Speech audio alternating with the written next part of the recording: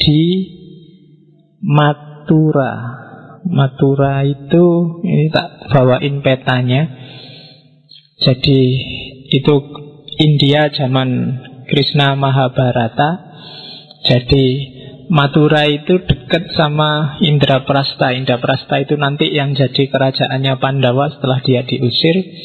Kalau Hastinapura di situ, Kurusetra tempatnya perang itu di dekatnya situ. Mathura. Nanti Krishna ketika sudah dewasa bikin kerajaan sendiri namanya Dwaraka. Yo, itu istilah-istilah silakan kalian cek. Tapi ini peta India zaman dulu. Kekuasaannya Hastinapura. Semacam negara federasi besar zaman dulu. Termasuk Jawa hari ini itu dulu bagi orang-orang India ya termasuk bagian dari kebesaran Hastinapura pada masa itu. Mungkin bayangannya kayak Majapahit zaman dulu yang bisa menaklukkan Nusantara, tapi Hastinapura jauh lebih luas. Dan tokoh Jawa yang dikenal menyumbangkan kekuatan dalam perang itu anaknya Bima, Gatotkaca. Gatotkaca itu asli Jawa kalau bagi orang Hastinapura zaman itu. Cuma Gatotkaca tidak ganteng karena raksasa kalau versi India. Jadi tinggi, besar, gundul, jelek. Wong dia anaknya raksasa. Jadi waktu Pandawa diusir 12 tahun itu antara lain dia mengembara sampai ke Jawa dan menikahi raksasa Bima ini, melahirkan anak namanya Gatotkaca. Ya kamu tonton sendiri filmnya ya, aku cerita dawa.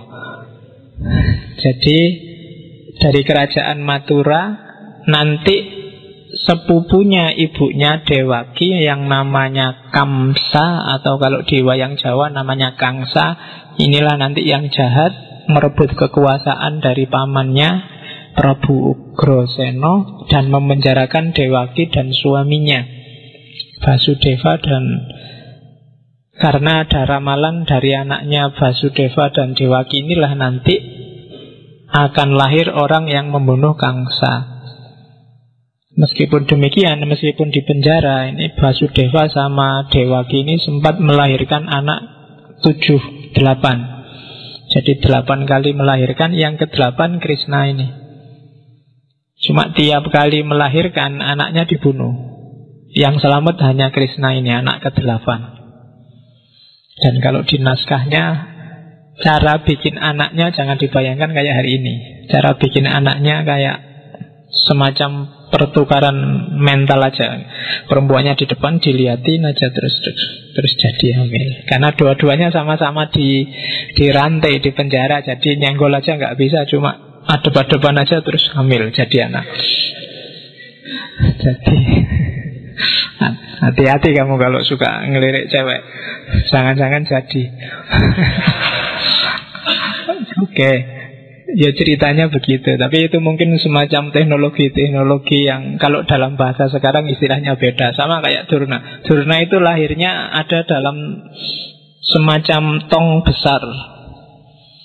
Jadi tidak kayak ibu hamil, tapi dimasukkan tong besar. Mungkin bahasa hari ini bukan tong besar, tapi bayi tabung atau kurawa. Kurawa itu kehamilan di luar kandungan yang bisa semacam rekayasa genetik. Jadi dari gen yang satu bisa lahir 100.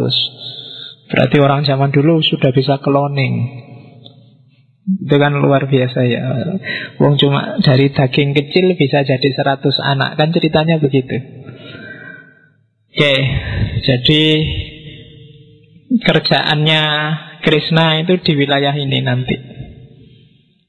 Indraprastha, Hastinapura, dan lain-lain. Termasuk itu ada Gandhar. Gandhar itu tempatnya Sangkuni. Gandhar itu kalau sekarang Kandahar, Afghanistan. Itu dulu juga wilayahnya Hastinapura.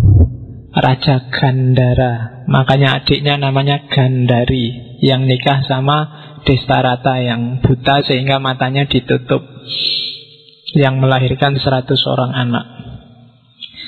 Oke, jadi itu ceritanya. tentang setting historisnya Krishna. Kehebatan-kehebatannya banyak, cuma silahkan kamu baca sendiri kalau tertarik. Tentang sosok yang namanya Krishna. Krishna ini tidak tampan luar biasa kayak Arjuna, tapi menarik.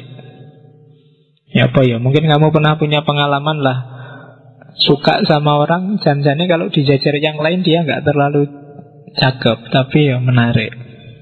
Banyak orang suka. Kan ada orang cakep tapi rasanya hambar, biasa aja. Tapi ada tidak terlalu cakep tapi menarik. Dan itu Krishna dalam ceritanya. Meskipun kulitnya hitam, karena digambarkan kulitnya hitam. Oke.